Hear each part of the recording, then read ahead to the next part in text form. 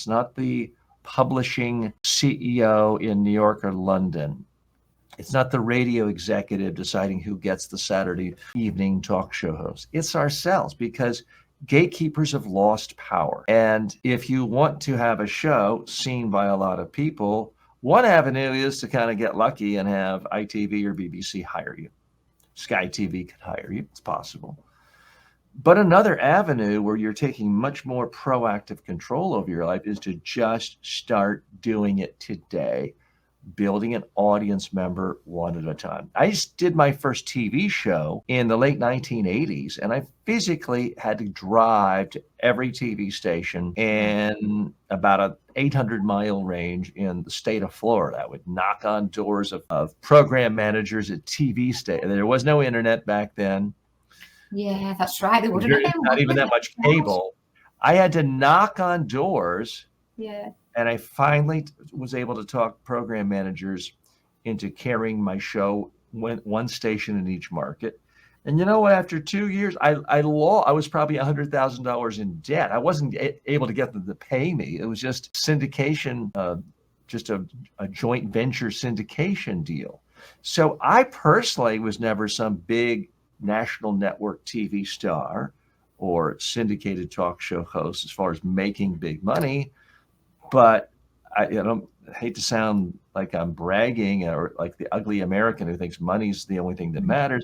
I frankly made a lot more money than most network TV reporters or hosts, because I have built an independent base through things like online video courses and YouTube and books and training and consulting and speaking and workshops. I built my own business as opposed to just being an employee. I mean, being an employee at a big TV network, if it lasts for 30 years, great.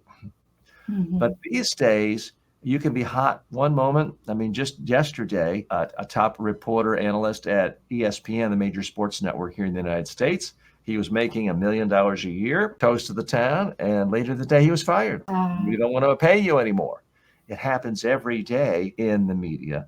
And I like, frankly, not being able to be fired. I mean, I have thousands and thousands of customers and some clients every month. Therefore, I'm not dependent on anyone. So I would just toss that out to you as a possibility, because to me, I see the people who have the most fun these days are not working for big TV networks. The people I know at work at big TV networks, they go in every day scared, like, oh, the whole network is going to get shut down. I'm going to get fired. They're 28 years old. They're worried about being replaced by a 21-year-old who will work for $10,000 a year.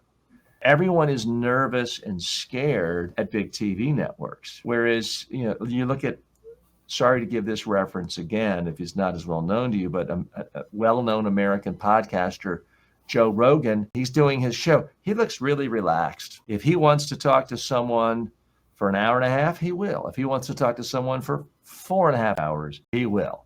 Mm-hmm. He asks whatever he wants. He dresses the way he wants. He takes what sponsors he wants. I mean, at this point, he's been paid hundreds and hundreds of millions of dollars. He can just decide he doesn't want to come to work for 2 weeks or a month.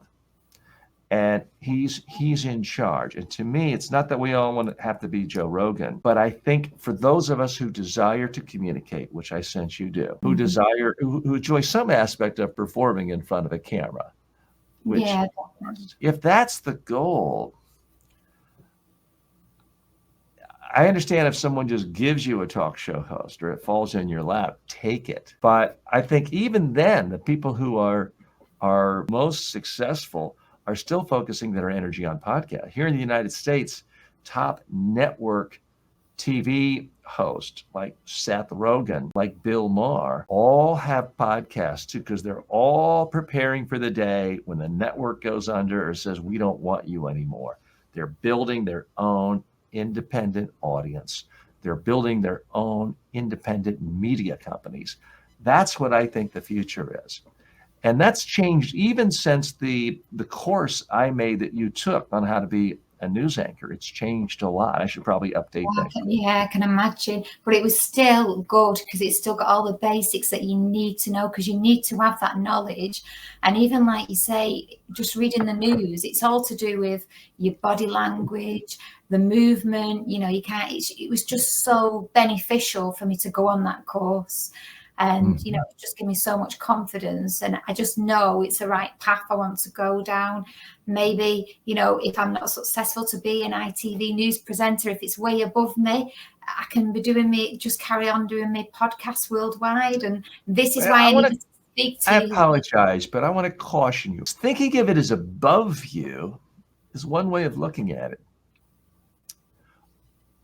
What if you're above it? What if you could actually create a show and talk just about what you want to talk about to help the people you care about the most and talk to the most interesting people in the world that you want to talk to? Wouldn't that be far above having a set 30-minute or hour break where you got to talk about news, weather, and sports and a lot of stuff you don't care about on ITV? Wouldn't that actually be better? Yes, it would. Yes, 100%. The other thing about if you create your own independent media company, no one can ever force you to retire. You know, the people who have their own independent base do it till the day they die or whatever. They just want to hang it up. They don't have to worry about some network executive saying, "Oh, you know, TJ, your hairline doesn't look as good as it used to be, or you're getting a double chin."